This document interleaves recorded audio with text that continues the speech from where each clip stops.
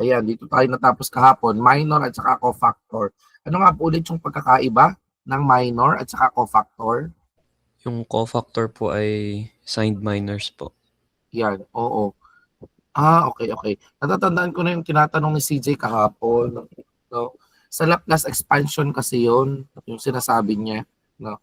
For example, minor ng 2, di ba yan ay 6? Tapos, lalagyan natin ng negative sign. May minumultiply pa na to sa labas. No? Actually, yun ay step para sa pagkuha ng determinant.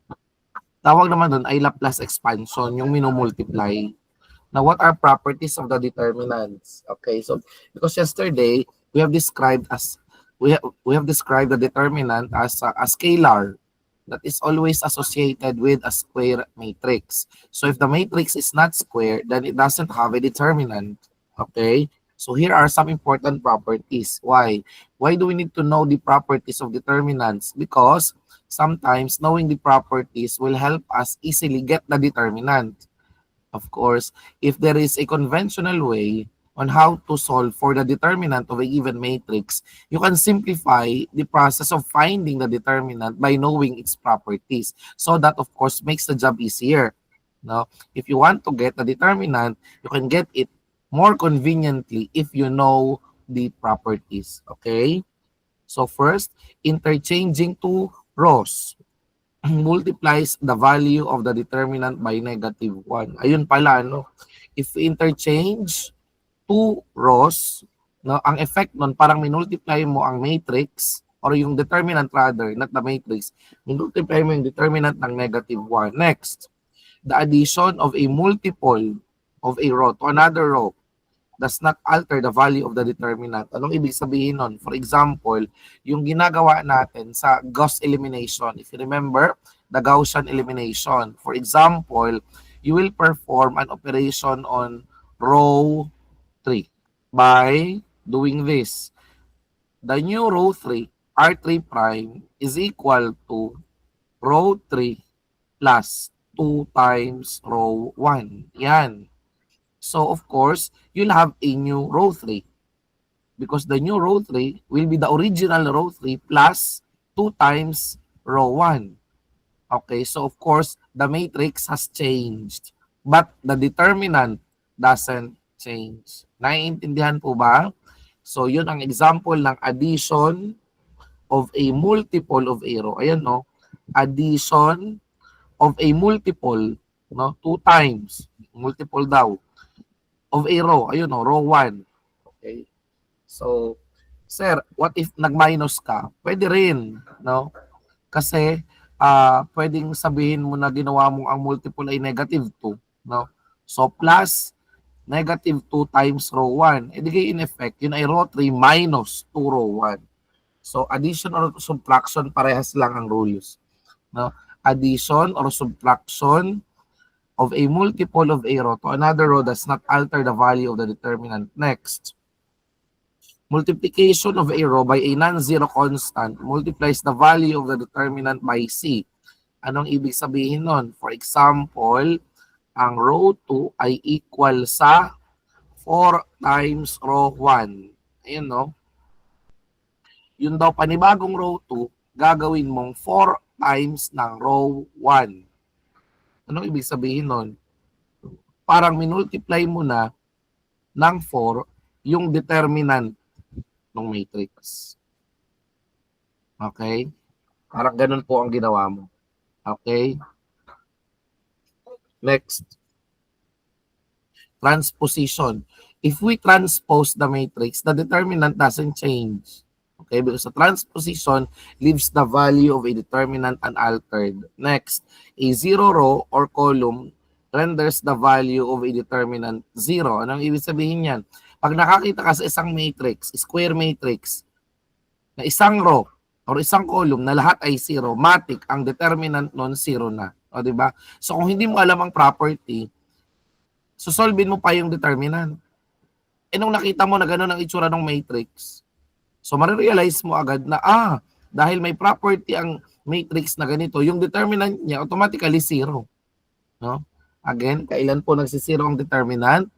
if all the entries in a row, or if not in a row, in a column, are all 0, then the determinant of the matrix becomes 0.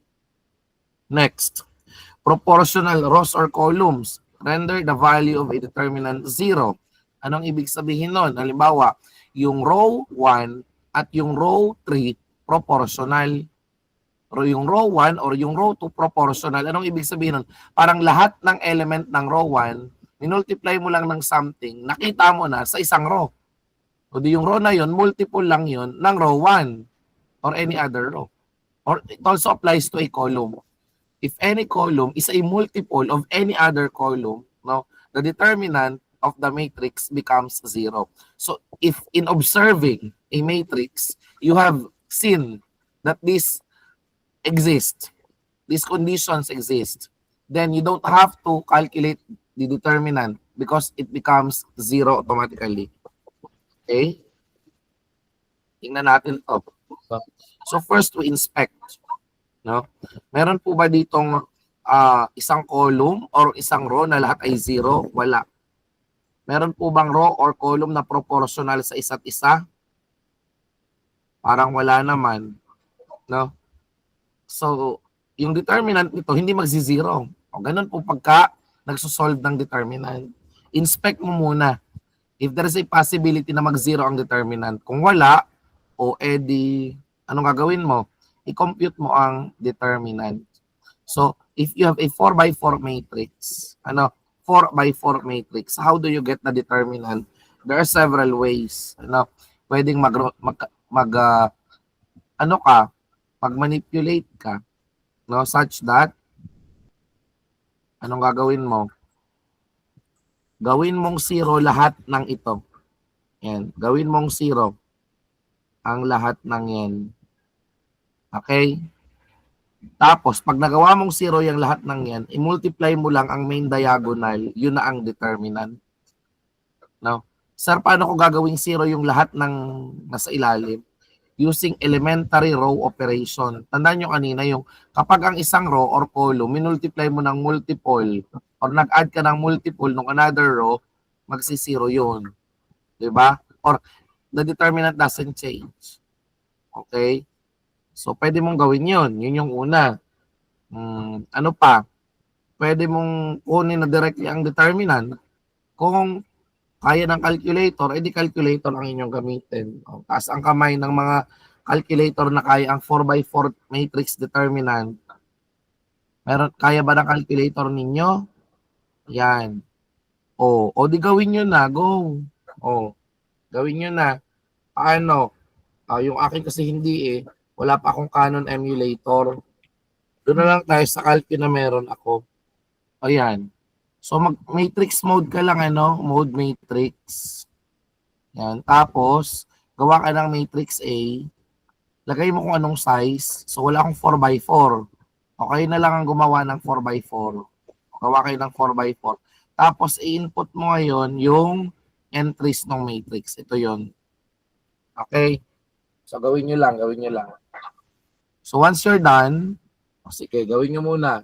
Pagpalagay natin, nagawa nyo ng matrix, anong gagawin? Shift matrix. Tapos, yun o determinant. Or sa inyo yata parang option. Option, ganun. So, from the options, determinant, tapos determinant ng matrix A. Shift matrix uli, matrix A. Yun. Parang ganun.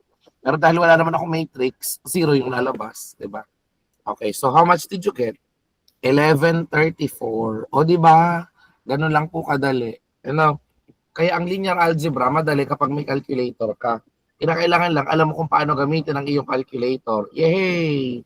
Tama po kayo. 1134 is the answer. Okay?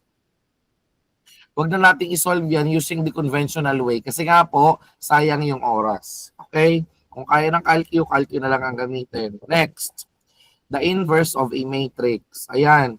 For your information, hindi lahat ng matrix ay may inverse. O, ito ang trivia. Anong tawag sa isang matrix na walang inverse? O, di ba? Yun ang trivia ngayon. Ano ang tawag sa isang matrix na walang inverse? Singular matrix. Ano po? Singular matrix. Kung marinig. Pwede ka mag-type na lang, Utoy. Mahina. FN. Louder. Ayun pala, hindi pa pala ako naka 100. Ano ang tawag sa isang matrix na walang inverse? Ayan. Singular. Single siya. No? Kasi wala siyang inverse. Kaya ang tawag sa kanya ay singular matrix. Okay? So ngayon, paano natin masasabi na ang isang matrix ay may inverse? No? If the determinant of a matrix exists and it is not zero, then the matrix has an inverse. Yun ang condition. The determinant of the matrix should not be equal to zero. Okay? Sir, paano kapag zero ang determinant? If the determinant of A is equal to zero, ano conclusion? A is singular. Okay? Bakit po ganon? Sa pagkuha ng inverse matrix, yung determinant ay ginagamit na divisor. Okay? So ngayon, kung zero ang determinant, ibig sabihin magsisiro yung divisor. Ano mangyayari? Di natural, you cannot divide anything by zero. That's why the determinant doesn't exist or the inverse doesn't exist if the determinant is zero. Why? Because again, in finding the inverse of a matrix, you divide the matrix, may mga adjoint pa yan, you divide a matrix by its determinant. So if the determinant is zero, then the matrix will have no inverse. Okay? A matrix that has no inverse is called inconsistent, underdetermined, singular, non-singular. So alam na natin ang sagot ay singular. Okay, tandaan po natin yun ha. Next, which of the following statements is true? The inverse of an n by n matrix exists if and only if. The inverse daw, which of the following statement or statements is, o dapat ni are, is or are true? The inverse of an n by n if exists if and only if kailan daw po nag-exist ang inverse ng isang n by n matrix? D. Letter D, if the determinant is not equal to zero. Kakasabi ko lang, di ba? So what must be the correct answer? Kailan daw po nag-exist ang inverse ng isang n by n matrix? Sabi ni Karel ay D. Sabi ni CJ ay AD. Ano yun? Anno Domini? In the year of our Lord. Si Karel lang ba at saka si CJ ang may sagot? Gusto nyo nang malaman ng sagot? Uy, si Jovic din ayaw magpaano. Jovic daw eh. Si Javi. At saka si PBBM. Si Marcos. Yan. Okay. Tama naman kayo. Pero hindi sapat ang inyong sagot. Now, dahil tama din ang letter C. Now, this question leads us to a new concept, no? And that is the concept of the rank of a matrix. Naiintindihan po ba? Halimbawa, may 3 by 3 matrix ako. Tapos, ang rank niya ay 2. Diba? Kung ang rank niya ay 2, walang determinant yun. Okay? Para sa ay magkaroon ng determinant, dapat ang rank niya 3 din. And at the same time, ang determinant niya ay hindi 0. Magkakaroon siya ng inverse. Okay? So, sir, ano po ba yung rank? Ang rank ng matrix, ang pinakamalaking square matrix na pwede mong ma-form doon sa matrix na ang determinant ay hindi 0. That is one definition. No? Rank refers to the largest square matrix that can be formed from a given matrix whose determinant is not 0. So kung 3 by 3, ang pinakamalaking square matrix na pwede mong ma-form sa kanya, 3 by 3 din. So, but it doesn't necessarily mean na ang rank niya ay 3. Kahit pa siya ay 3 by 3. Naiintindihan? Pwedeng 3 by 3 yung matrix, pero ang rank ay 2. Pwedeng 4 by 4, pero ang rank ay 2. Yan. So, this applies to all matrix, kahit hindi square. Halimbawa, the matrix is 3 by 4. So, anong pinakamalaking posibleng rank ng matrix na yan? O ay di 3, pero posible rin na ang rank niya ay 2. Or posible rin na ang rank niya ay 1. Posible yun. Naiintindihan po ba? Okay. Another definition of the rank will be given later. Now, sabi niya, find the inverse of this matrix. O, kaya ng calcu yan. Anong gagawin mo? Gawa ka ulit ng matrix A. O, gawa ka ng matrix A. Sa calculator mo, input this matrix. Uy, wait lang. Baka naman yan ay singular. O, tingnan nyo muna. Ang determinant ba nito ay nagzi-zero? Wala namang proportional eh. So, malamang hindi zero ang determinant niyan. So, kung hindi zero, yan ay may inverse. At dahil may inverse, i-input mo na sa calcu. Gawa ka ng matrix A, isang 3 by 3 matrix containing all the elements given here. Okay? O gagawa din ako kasi 3 by 3 naman yan, carry na ng calcu yan. Shift matrix, data, matrix A, yan. Ilagay natin negative 1, 1, 2, 3, negative 1, 1, negative 1 uli, 3, and lastly, 4. Okay. So, meron na tayong matrix A. So, punta ka sa option mo or yung ibang calcu shift matrix.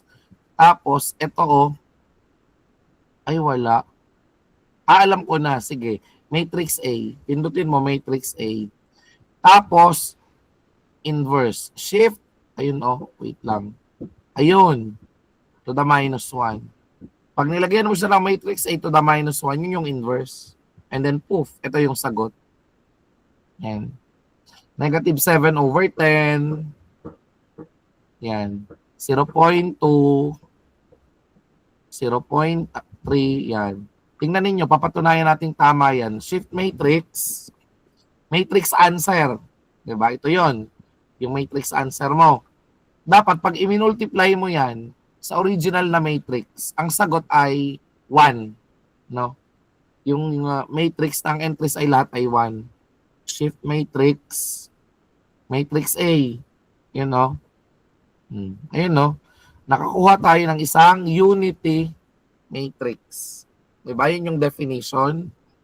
A matrix multiplied by its inverse will give us, yan, unity matrix or unit matrix. Tama ba yun? Yung isang diagonal na matrix na ang entry sa main diagonal lahat ay 1, anong tawag doon? Unity matrix. Unity matrix, yun nga yun. So again, tingnan natin yung definition dito. Ayan Yan, ito yun Okay, so na-prove natin kasi ang lumabas ay isang unity matrix.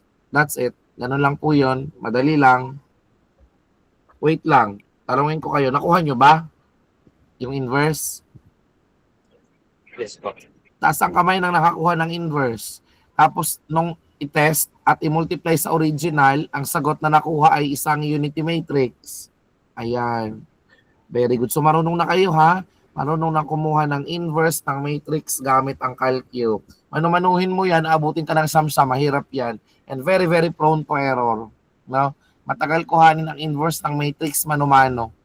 So, calcu na lang ang gagamitin natin. Next. Yan Ito yung sinasabi ko sa inyo. Na yung determinant ng matrix, ginagamit nating divisor. Kaya kung ang determinant ay nag-0, wala siyang inverse. Tawag sa kanya ay singular. Okay? So, tandaan po natin. Find the eigenvalues of the matrix. I don't know if your calculators are capable of solving for the eigenvalues. Check nyo nga po ang matrix options ninyo. Kasi yung akin parang hindi. Shift, ano ba yan? Shift matrix. Ayan, wala Dimension, matrix A, determinant, data, matrix ans, transpose. Yun lang naman eh. Wala siyang pangkuha ng eigenvalue. Okay? So, kung hindi siya marunong kumuha ng eigenvalue, tayo na lang ang kumuha. No? Okay, so paano ginagawa? Gagawin mo lang siyang ganito. Rewrite the matrix such that negative 5 minus lambda 2, tapos ay 2 uli, tapos ay negative 2 minus lambda. Tapos kunan mo siya ng determinant. Ayan. So anong ibig sabihin yan? Yung entry sa main diagonal, lalagyan mo lang ng minus lambda. Kunin mo ang determinant, e-equate mo sa 0, solve for the roots, yun na ang eigenvalue. Okay, so let's do it. No? Anong determinant ng 2 by 2? Madali lang naman to. Baba minus taas. So negative 5 minus lambda times negative 2 minus lambda minus 2 times 2 equals 4. Diba? So negative 5 times negative 2 is positive 10. So we have 10, tapos ay plus 5 lambda plus 2 lambda plus lambda squared minus 4 equals 0.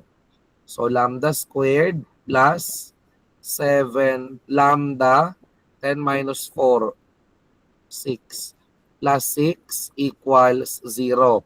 So obviously we have a quadratic equation, no? This is quadratic in lambda. Now we get the roots by factoring because obviously this quadratic equation is factorable. Lambda, lambda, negative 6, negative 1. Tama po ba ang factors ko? Positive po, sir. Positive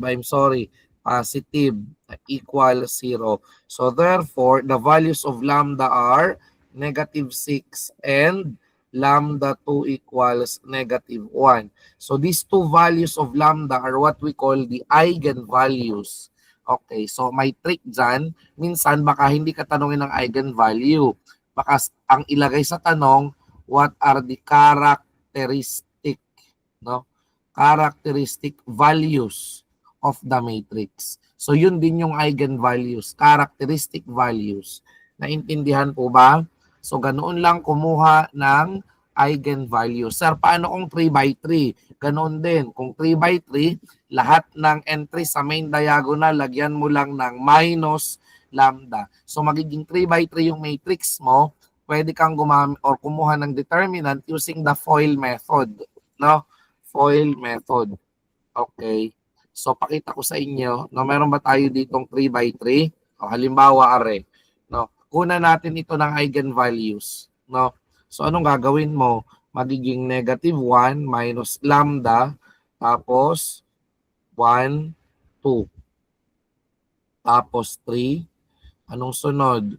Negative 1 uli minus lambda, 1. Tapos negative 1, 3, and lastly, 4 minus lambda. Nakuna natin yan ng determinant, no? Equal 0. So, magiging negative 1 minus lambda times negative 1 minus lambda uli times 4 minus lambda. Ito yun, no? Multiply mo yung tatlong yan. No? Tapos, plus. Itong dalawa times yung isa. O, ay di negative 1 yun. Itong isa times yung dalawa. So, we have 2 times 9, we have 18. Ayun. Okay?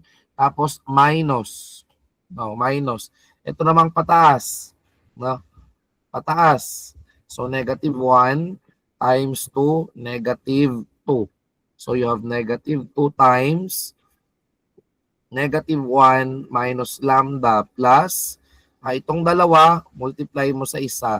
So, 3 times 1 is 3 multiplied by negative 1 minus lambda. And then itong isa, multiply mo dun sa dalawa. Kinakailangan lagi, tatlo yung minumultiply pag 3 by 3. So we have plus, ano yan? 3 times 1 ay 3 times yung 4 minus lambda. Okay. So ito ay negative 1 minus lambda squared. Paano ba mag-squared ng isang binomial? I-square mo, negative 1 squared, which is 1, tapos plus 2 times the product. No? 2 times the product of the two. Negative 1 times negative lambda is positive lambda times 2. So we have 2 lambda. And then the square of this. Ano ang square nito? Plus lambda squared. Naintindihan po ba? Okay. Multiply natin yan. Saan? Dito. 4 minus lambda. Tapos, simplify na natin. Negative 1 plus 18 is negative 17. Minus, simplify mo to. So, ito ay 2 plus 2 lambda. Tapos, minus 3 lambda plus 12 minus 3 lambda. Okay. Next. Multiply mo to. Pag multiply mo yan, ano makukuha mo? So we have 4 plus 8 lambda plus 4 lambda squared minus lambda minus 2 lambda squared tapos minus lambda cube. Yan. Minus 17. Okay. Tapos ito simplify na natin. 2 minus 3 minus 3. Ilan yon? Negative 6 plus 2, negative 4. Negative 4, negative magiging plus 4 lambda. Yung constant, 2 minus 3, negative 1 plus 12, positive 11. Positive 11 may negative pa, so minus 11. Okay? So let us simplify this further, starting with lambda cube. No? Equal 0 na pala, equal 0. Okay. So anong mangyayari dyan? Pwede kong pagsamahin yung naka-lambda square. Ano? Ano to? 4 minus 2. 4 minus 2 is 2. Pero, multiply ko both sides ng negative 1 para ito maging positive. Now, so, magiging lambda cube. Tapos, ano nga yung kanina? 4 minus 2 is positive 2. So, minus 2 lambda square. Kasi minultiply ko nga ng negative 1 para yung leading term positive. Ano? Sunod, yung lambda. 8 minus 1, 7. 7 plus 4, 11. Multiply mo ng negative 1, negative 11 lambda. How about the constant terms? 4. Ano pa? Minus 17.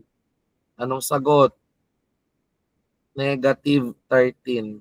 Minus 11. Negative 13 minus 11, negative 24. Times negative 1, positive 24. So, ito na ngayon yung ating characteristic equation na tinatawag. No? So, ano yung characteristic values or eigenvalues? Cubic equation solver mo na lang yan. Mode, ano ba yan? Mode equation. Ayun. Mode equation. Tapos, since cubic siya, piliin mo yung option 4 kasi yun yung cubic. And then input the coefficients, 1, or else, negative 2, ano pa, negative 11, we have positive 24. So, meron na tayong makukuhang sagot, no? Lambda 1 is, anong sagot? Negative 3.37 approximately. We have lambda 2, exactly equal to 3. Tatlo yan. No? Kasi cubic 3 by 3 yung matrix. 2.37. So, 2.37. So, these are the characteristic values or the eigenvalues of this matrix. Okay? Check natin kay ChatGPT. Ito na yung sagot niya ngayon. At least tama yung tatlong unang kong terms. May mali ako. Kaya kayo, don't trust ChatGPT ha. Nagkakamali sa ayan nakalagay. ChatGPT can make mistakes. Check important info. Mabuti na lang, it was a good instinct of mine to check and validate. No? So yon, ang tamang polynomial negative 10. So nagkamali ako sa algebra din eh.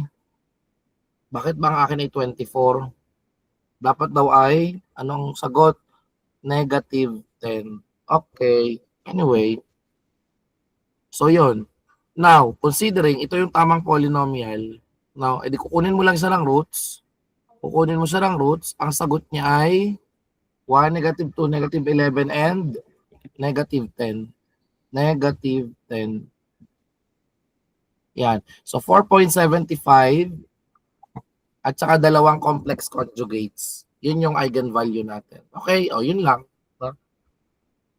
So, I hope naintindihan nyo. Ang mahalaga, yung procedure, natutunan mo kung paano siya gawin. So, the execution, yun na lang yung crucial. No? Kung magkamali ka sa algebra, edi mali. Okay? Sige. So, marunong na tayo kumuha ng eigenvalues. Anong sunod? O, ito.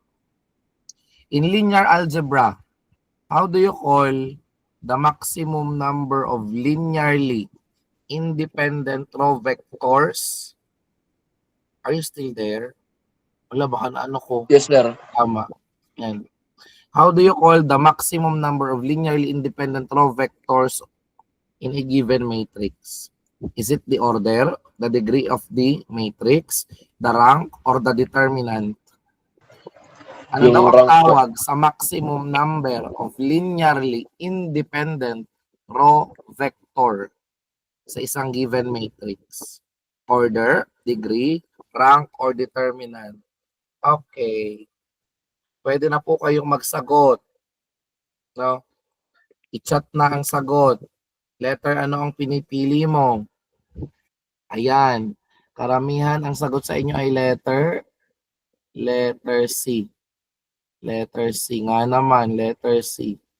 So, tama.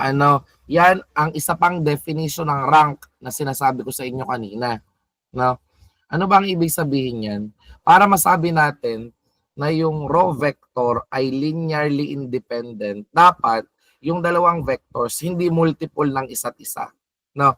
For example, row X is a multiple of row Y. Then, Rx and Ry are linearly dependent. Kasi multiple nila ang isa't isa. Para bagang ang row X ay multiple lamang ng row Y. So in that case, they are linearly dependent. So taken as one sila. Now, halimbawa, yan ay isang 3 by 3 matrix. Now, pero yung row 1 ay multiple lamang ng row 2. Diba?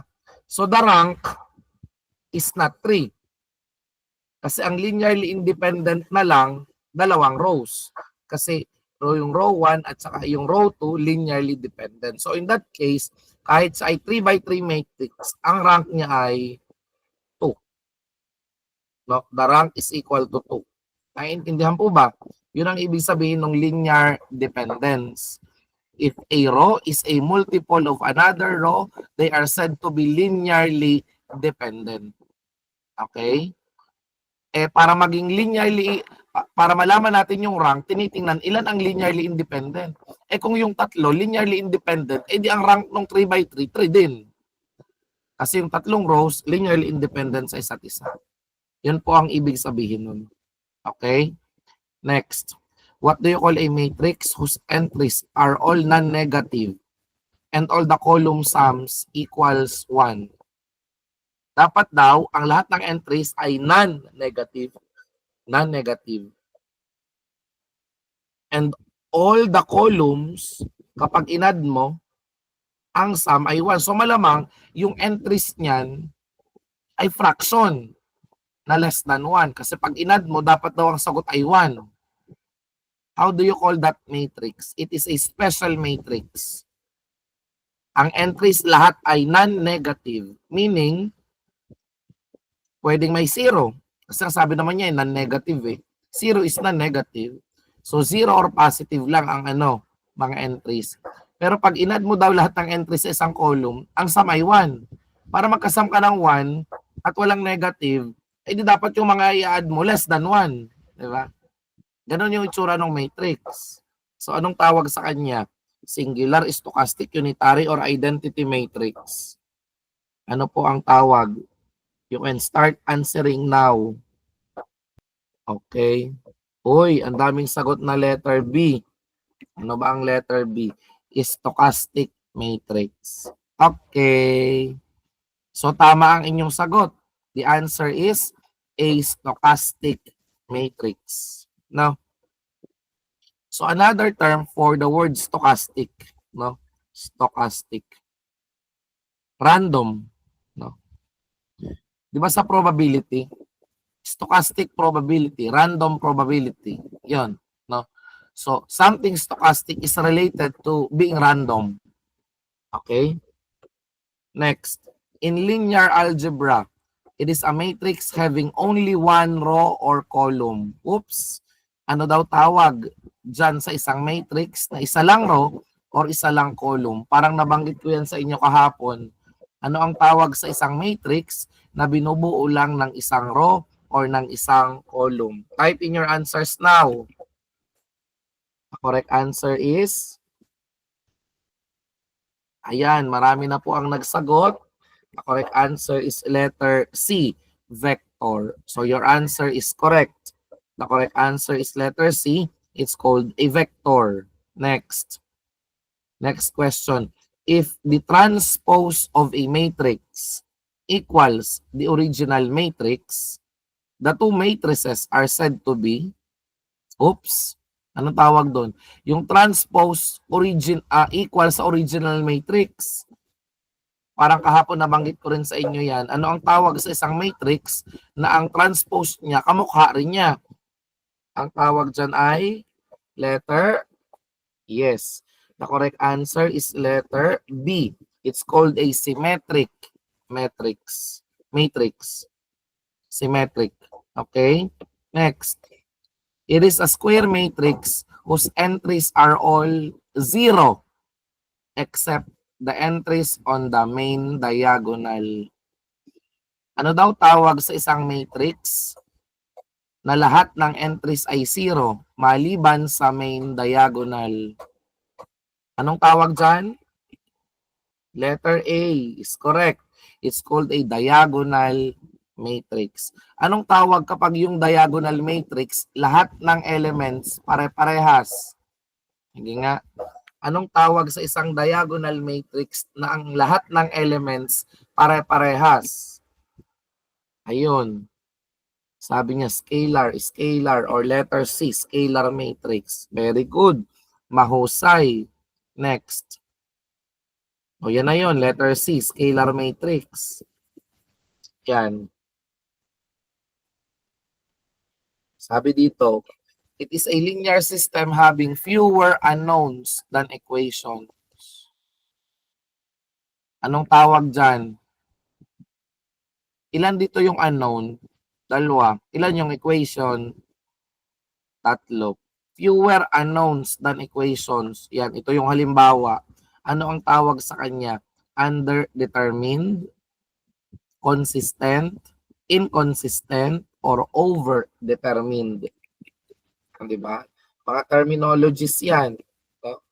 Pansinin natin, mas marami yung equations kesa sa unknown. So, anong tawag dyan? Ang tawag ay, tama, letter D, overdetermined. No?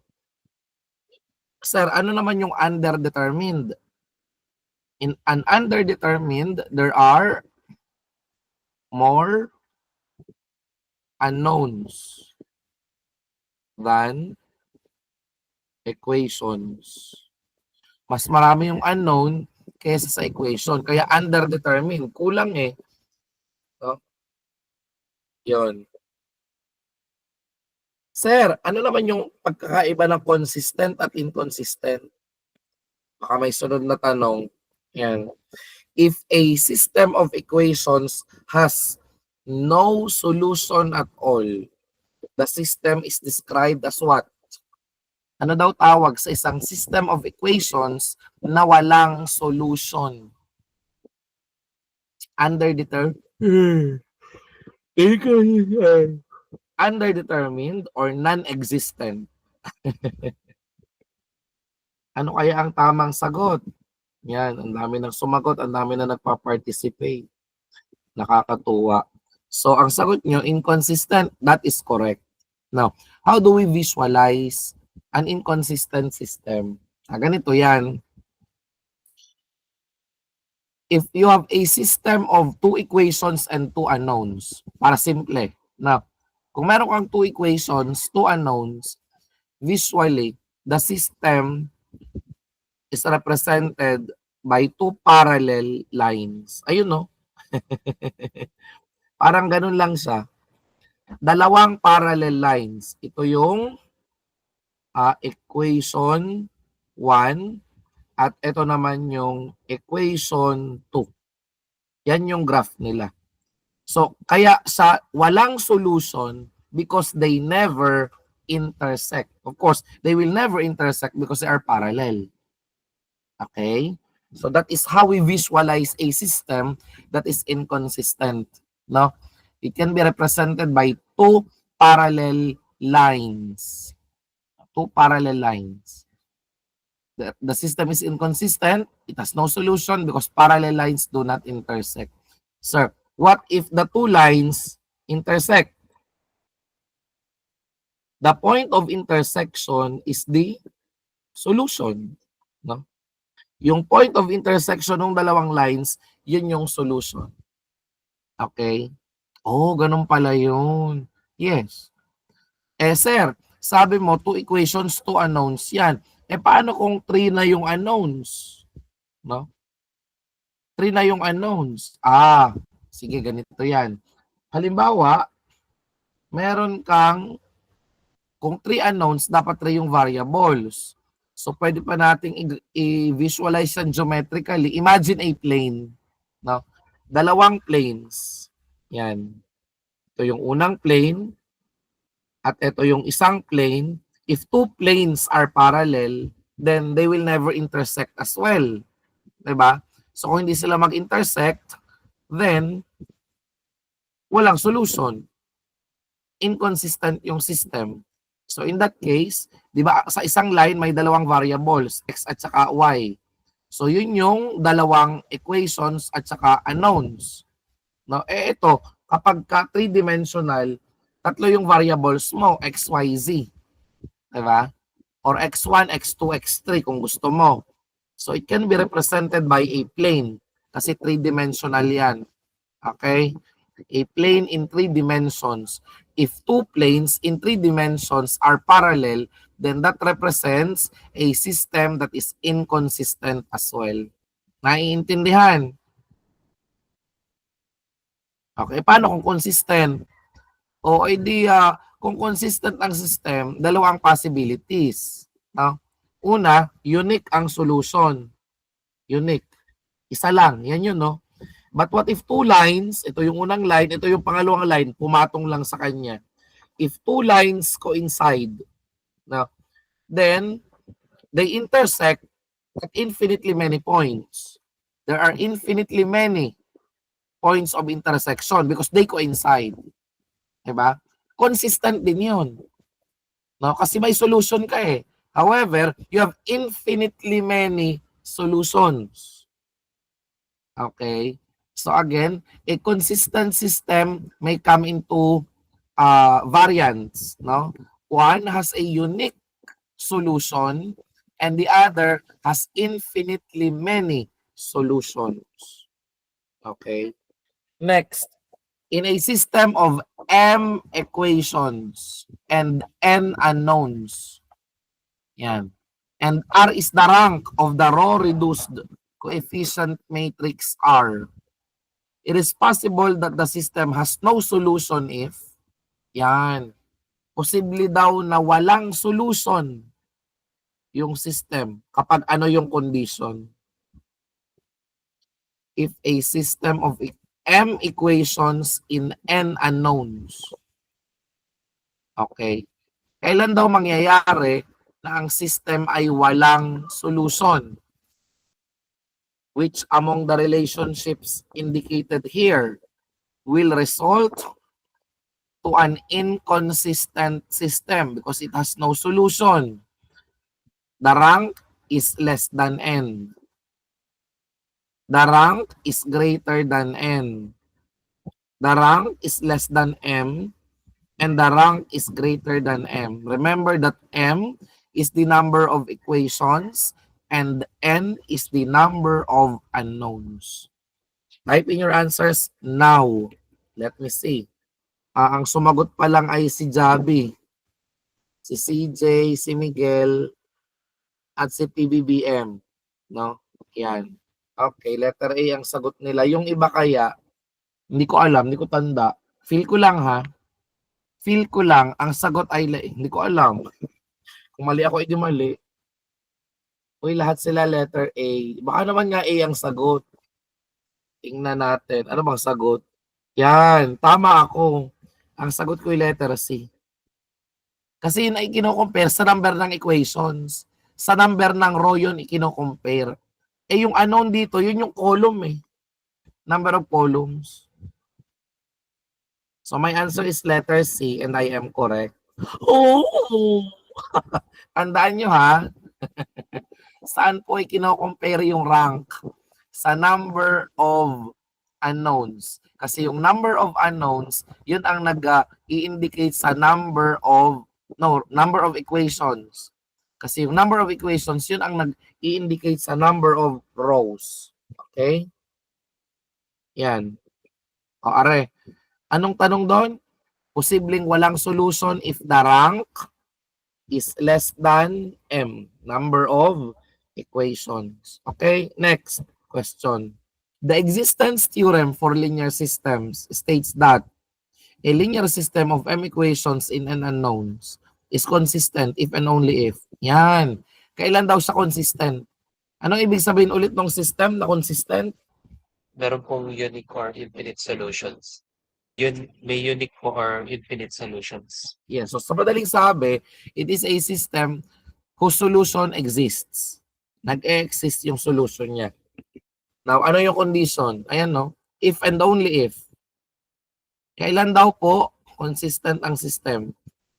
The coefficient of matrix A and the augmented matrix have the same rank. Ano ba yung augmented matrix? Ang augmented matrix, kasama sa final column, yan, kasama yung B. Ito yung last column ng augmented matrix. Samantalang coefficient matrix, ito lang yung bumubuo sa kanya. Naiintindihan po ba? Pag coefficient matrix, ang makikita mo lang sa matrix, yung coefficients na nasa left side ng equations. Samantalang yung augmented matrix, yung last column niya, yun yung constant terms sa right-hand side ng equations. No? Yun ang ibig sabihin ng augmented matrix. Pili kayo ng sagot, A, B, C, or D. Okay, let me see your answers. A, C, C. May C, may A, may B. Diba? May A.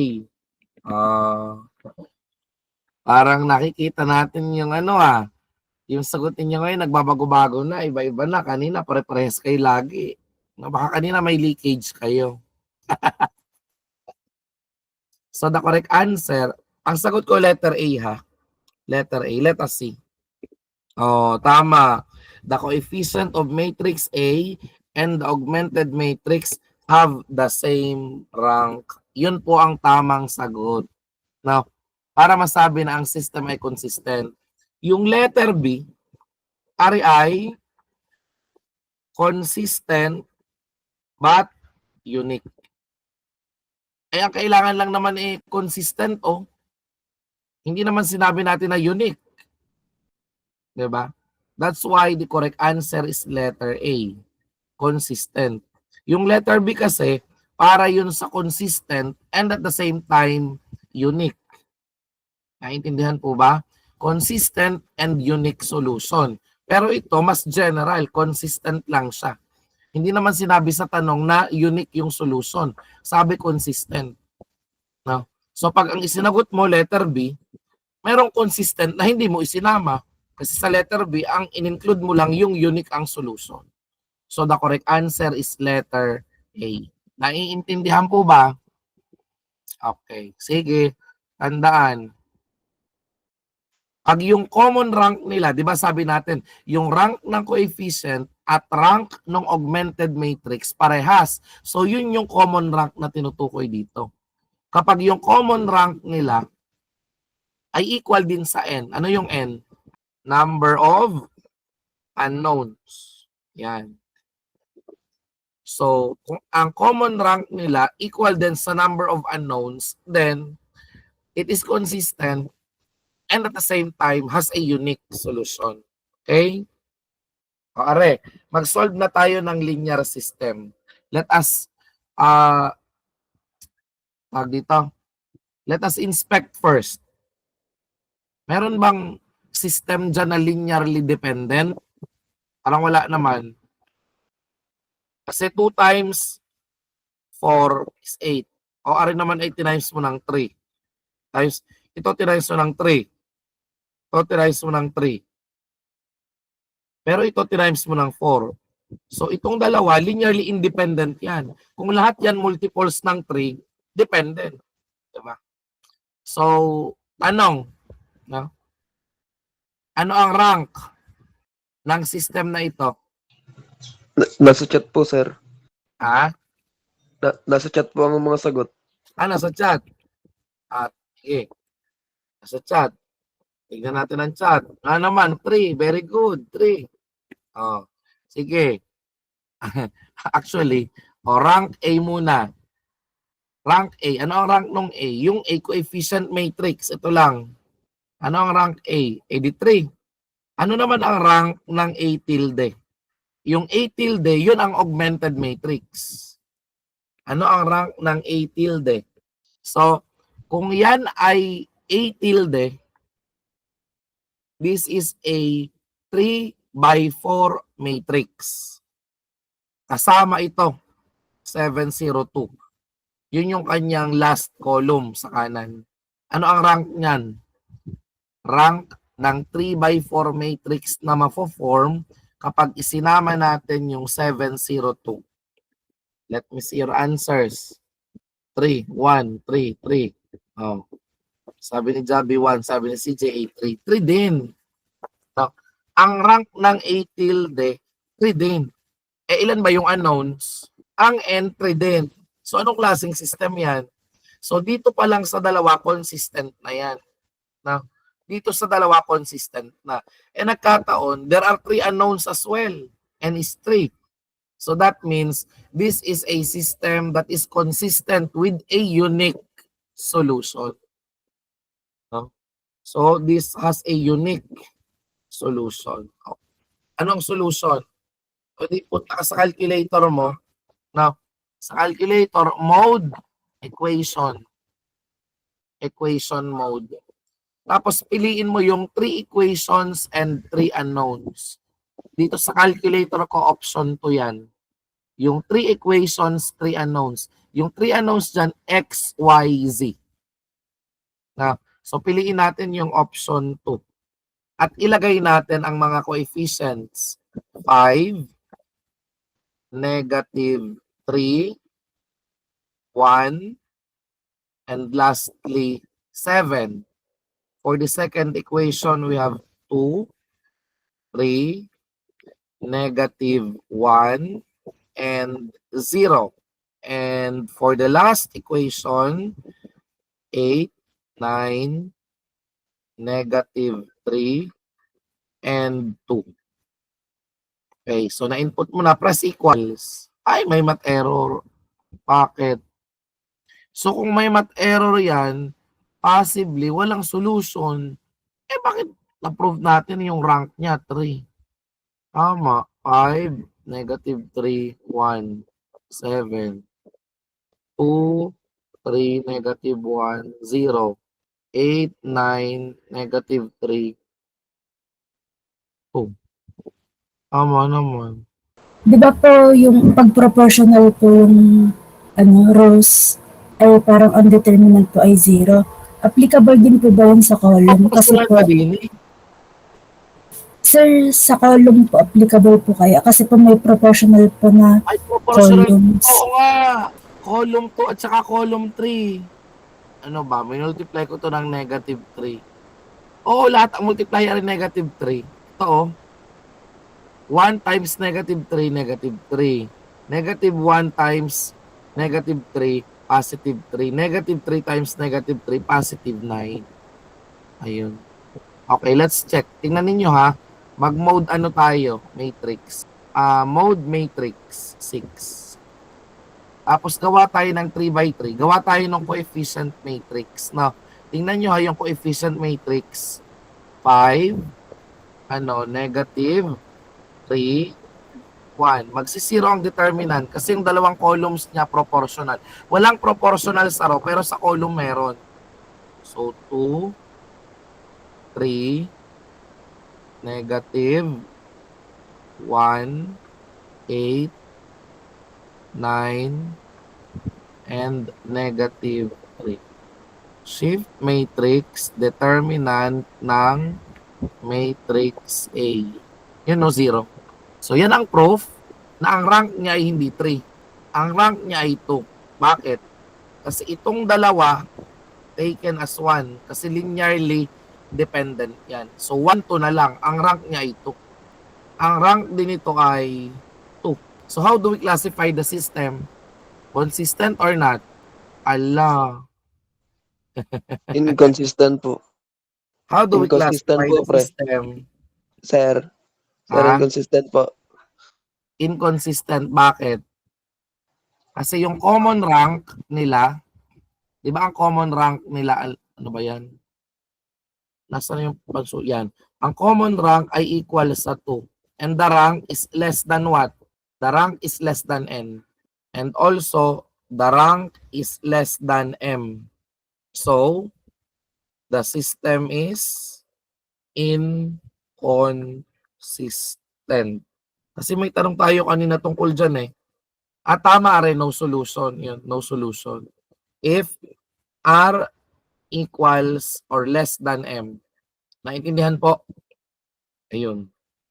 So, inconsistent yung system. That is why, nag-math error siya sa calculator. Okay, so, na-resolve na natin ito. Bakit po ang rank ay 2? Paano mo malalaman ang rank? Unan mo na lang sa determinant. Kung hindi mo mapansin yung linear dependence or linear independence nila, kunan mo ng determinant ang coefficient matrix. Pag ang determinant niya ay nag-0, so hindi 3. 2 na lang. The uniqueness theorem for yan. Anong ibig sabihin? So, hindi lang siya consistent. Unique pa yung solution. So, yan yung uniqueness theorem for a linear system states that a linear system of m equations in n unknowns has precisely one solution if and only if. Oh, nabanggit ko na sa inyo kanina yan. No? Paano nga natin nasasabi na unique ang solution ng isang system na consistent? Kapag ang common rank ay equal sa n. No? So the correct answer here is letter B. Next. True or false? A homogeneous linear system is always consistent. Yes or no? True or false? O yan. Sagutan ninyo yan. No, pwede na kayo mag-type. Sir, pag homogeneous, anong ibig sabihin nun? Yun yung 0 yung right hand side. Parang sa DE yan.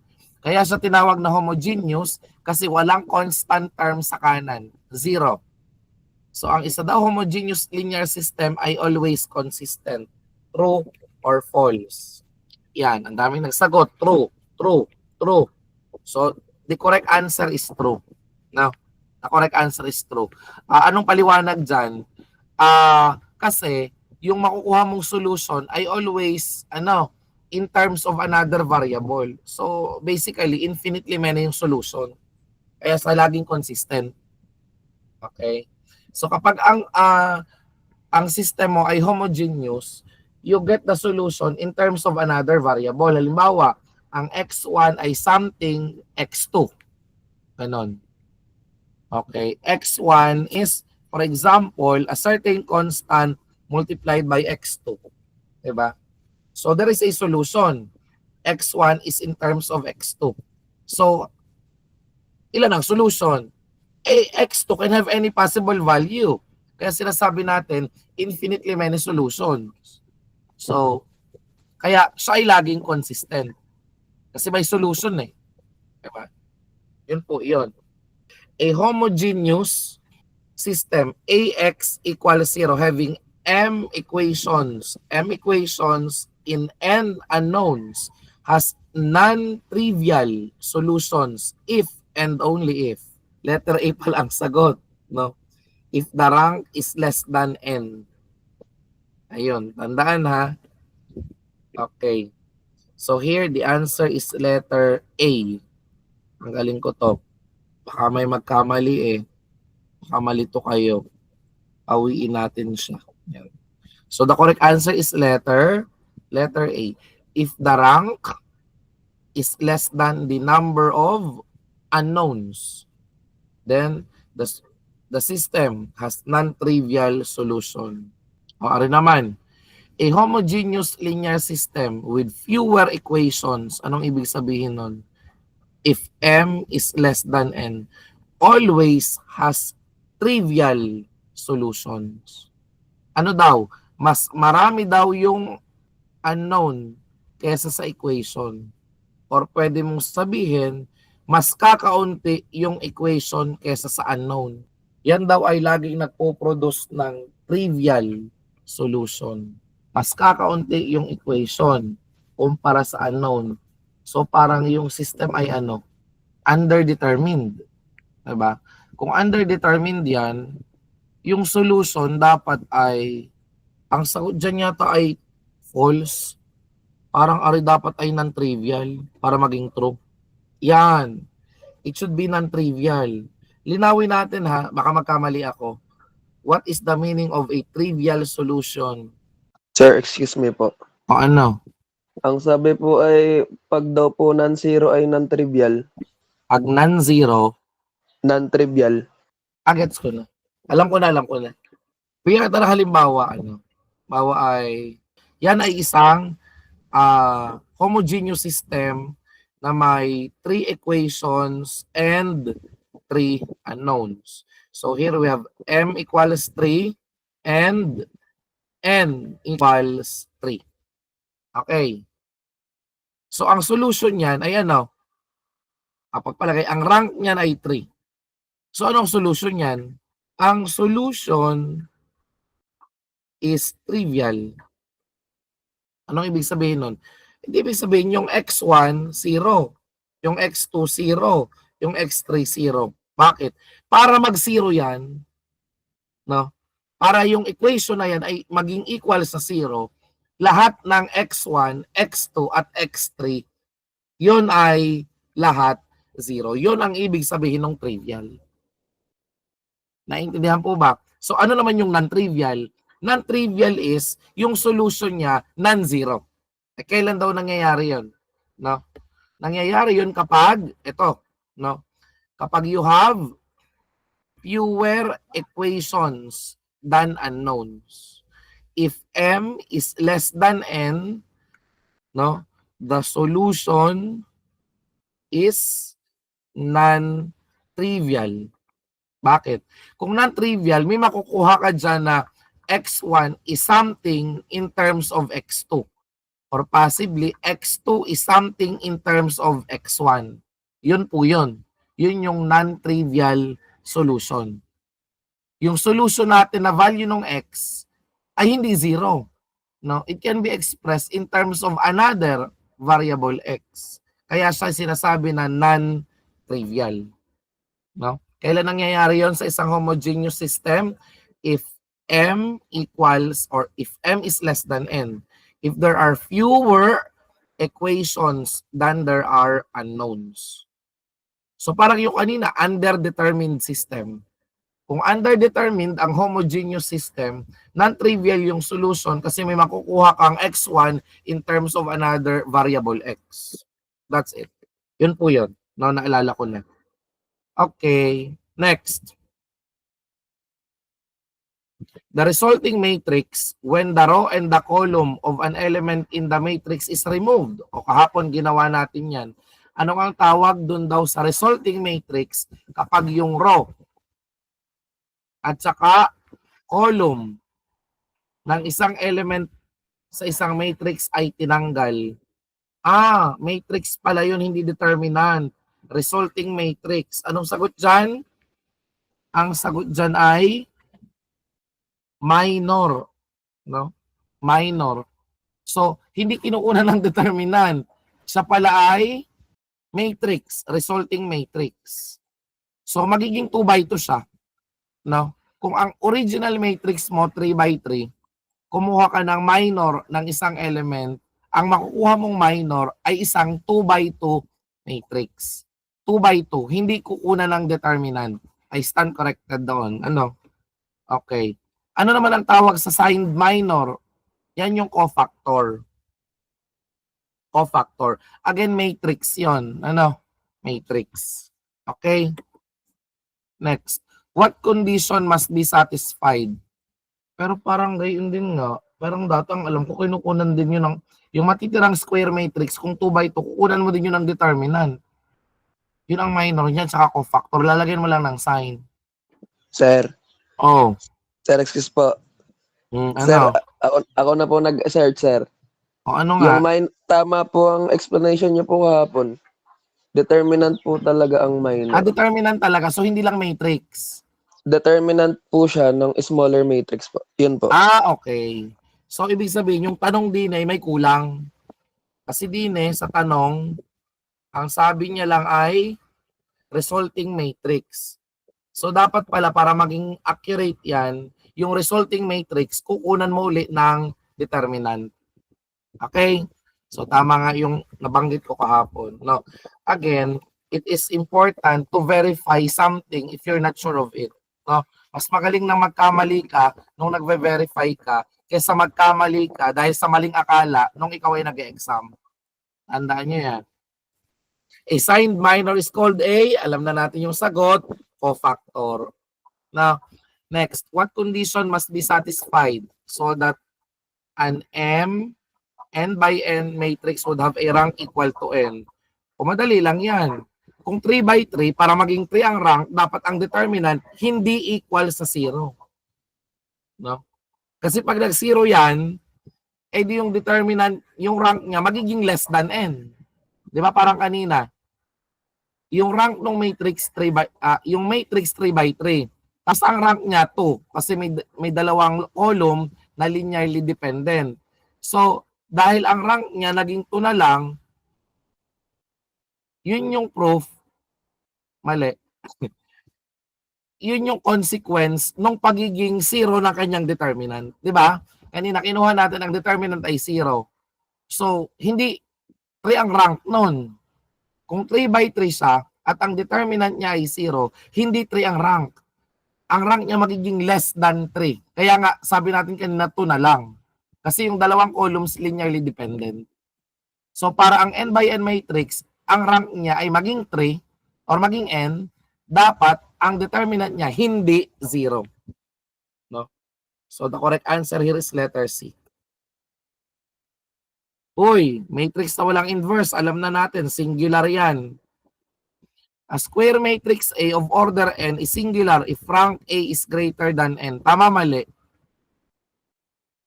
Square matrix ka daw, ang order mo ay n. So, ibig sabihin, n by n ka, 3 by 3, for example.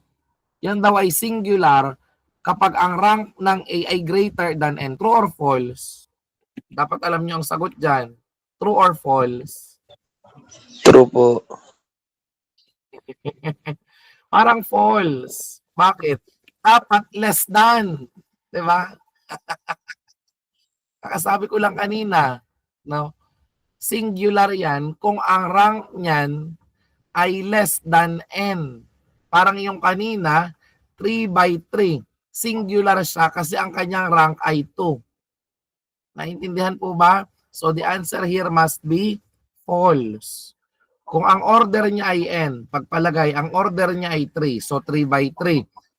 Singular yun kung ang rank niya hindi greater than, but rather less than n. Okay? Sige. Next question. What is the most important method of finding the solution of linear systems wherein the system is reduced into triangular form by means of elementary row operations? Sir, anong ibig sabihin ng elementary row operation? Yung halimbawa, yung panibagong row 2 ay magiging equal sa row 2 minus 4 times row 1. Yan. Kapag minamanipulate mo yung matrix such that ganito yung ginagawa mo, yun yung elementary row operation. Now, the goal is to reduce it into triangular form. Ibig sabihin ng triangular form, kung ito yung main diagonal, lahat ng elements sa ilalim niya ay 0. Ano? So, the goal is to convert the given augmented matrix into a triangular matrix. So that, edi madali lang, masosolve mo na siya ngayon, no? Di ba 0, 0, 0? Yung matitirang variable dito is equal to something, yun na yun. And then to get the other values or solutions, you do backward substitution. Anong tawag dun sa ganong method? A, B, C, or D? Type your answers now. Anong tawag sa ganong method? Sabi ni CJAC, C. Yan. So the correct answer is letter C. Ang tawag doon, Gauss elimination or Gaussian elimination. Ano? So again, the goal in Gaussian elimination is to convert the augmented matrix into a triangular matrix. Lower triangular matrix. Usually lower triangular yung ginagawa. And then you do backward substitution to get all the other solutions. Okay, next. What is the most popular method of obtaining the inverse of a given square matrix? Ano daw yung pinaka-popular na method sa pagkuha ng inverse ng isang square matrix? Cholesky, LU decomposition, Gauss elimination, or Gauss-Jordan elimination? Type your answers now. Most popular method of obtaining the inverse of a square matrix, Cholesky, LU, Gauss, or Gauss-Jordan elimination? The correct answer is, nanghula si CJ. Cholesky daw.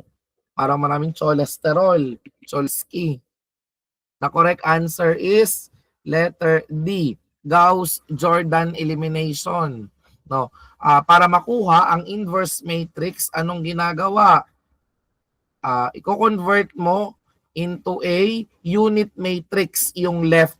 'Di ba ito yan? A multiplied by A bar is equal to an identity matrix. Yun. So para makuha mo to, no, para makuha mo yung identity, kinakailangan i-convert mo, ginagawang 0 yung ilalim at saka yung itaas. I-convert mo yung matrix such that yung ilalim niya at yung itaas niya ng main diagonal, lahat yung 0. Ang tawag doon, Gauss-Jordan elimination. So anong pinagkaiba? Sa Gauss elimination, yung ilalim lang ng main diagonal ang ginagawang 0. Sa Gauss-Jordan, yung taas at yung baba ng main diagonal ginagawang 0. So by then, nakukuha yung inverse matrix. Dami naman ito. Tama na nga. Sige, kukunti na lang naman eh. Yan. Are. A homogeneous system AX equals 0 having M equations in sa non-trivial. Ayan no. Nabanggit ko na yan kanina. Kailan daw po nagiging non-trivial yung solution? Diba? Kapag ang number of equations ay less than the number of unknowns. Tama ba yun? Ay, ano pala yung rank? Saan nga natin i-compare yung rank para ang solution ay non-trivial? Sa N. So I believe here, letter C is the correct answer. Let's verify. Yan, tama. Letter C, the rank is less than N. Okay? Para maging non-trivial ang solution. Nabanggit ko na yan sa inyo kanina. Next, consider the vector equation. Ax is equal to lambda x. A value of lambda for which the equation has a solution not equal to 0 is called the blank of the matrix. No? Ano daw tawag dun sa value ng lambda? O di dapat alam nyo na ang sagot dyan. Kasi kanina ginamit na natin yung lambda. Ano bang tawag dun sa value ng lambda? Yun ang eigenvalue. Anong ibang tawag sa eigenvalue? Characteristic value. Okay? Next. Yun. Given matrix A whose eigenvalues are lambda, the equation blank. Yan. Ano daw tawag mo dun sa equation na ma-form? Anong tawag mo dun sa polynomial equation? Yung kaninang naka-cube. Lambda cube minus 2 lambda squared, for example, plus lambda plus 4 equals 0. Yan. Ito yung tinutukoy dyan na equation. Yung determinant daw ng A minus lambda I ay equal sa 0. Ito yon. Ito yung determinant na in-equate sa 0. Anong tawag mo dyan sa equation na yan? Ano daw pong tawag? Characteristic po. Yes. The correct answer is characteristic equation. Kapag ito lang ang tinanong, hindi naka-equate sa 0, ang tawag characteristic polynomial. O, anong tawag dito? The roots of the characteristic equation of a square matrix equals the blank of A. O, di ba alam na natin ang sagot dyan? Pag kinukuha mo yung roots ng characteristic equation, ang nakukuha mong value, characteristic value or eigenvalues. Okay? So, this ends our discussion for linear algebra. Ano po? So, tapos na tayo. Time na rin naman. May klase na ako ng 11 a.m. No? So, next week, magklase po tayo ulit. Ano?